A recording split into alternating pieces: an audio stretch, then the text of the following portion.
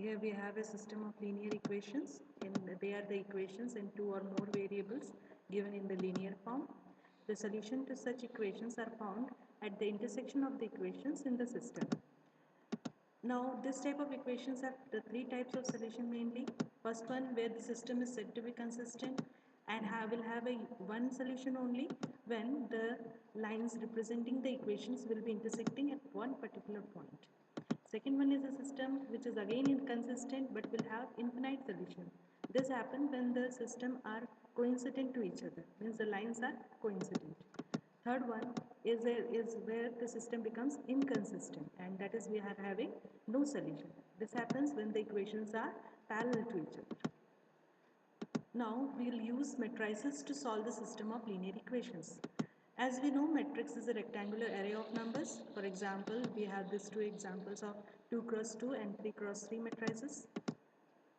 Just to solve the matrix to solve the system of equations using matrices, we first need to have the augmented matrix. That is a matrix that is used to solve a system of equations. Suppose we are having the equation 2x plus y is equal to 5 and minus 4x plus 6y is equal to minus 2. Then the augmented matrix is given by 2 1 minus 4 6 5 minus 2. Again, we have another example, and here is the augmented matrix. Here we should note that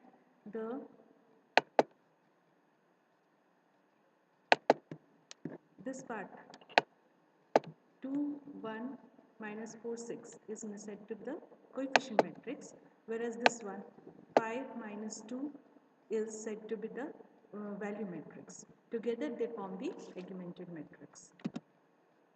Now, for solving the given augmented matrix, we can write the system of equations. This is the augmented matrix, then the system of equation is given in this form. Another example is here for you to see it. The use of elementary row transformation is required when solving a system of equations using the matrices. What is elementary row transformation?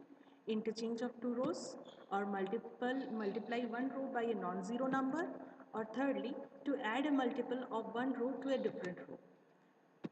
For example, if we are interchanging the rows of first matrix, that is we are interchanging R1 and R3, then we are going to get this matrix 1 3 7 and 3 6 minus 2.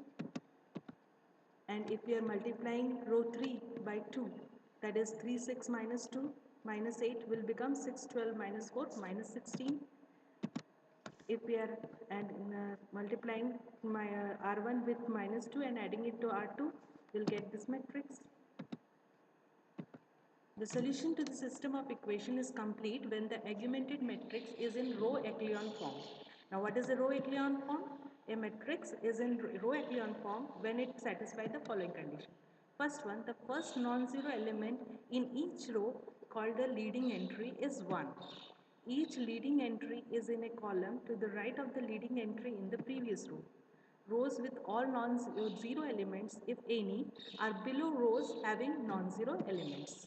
So we'll have these matrices. These are said to be in the echelon form, where we are having the first element in the form of 1. Next we are having the non-zero elements. The one where 0 is there, it is in the next column. Using matrices to solve equation, we need to have the reduced row echelon form. A matrix is in the form of reduced row echelon form when it satisfies the following condition.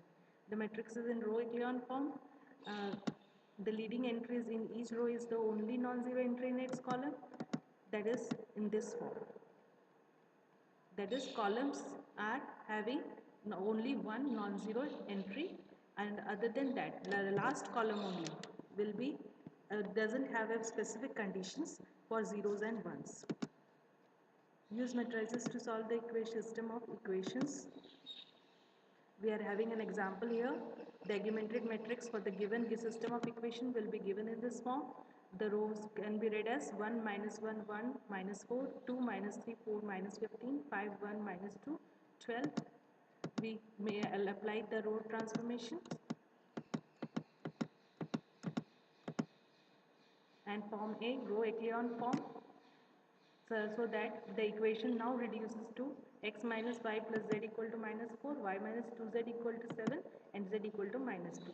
By the method of back substitution, we will get the value of y from z, then x from y and z.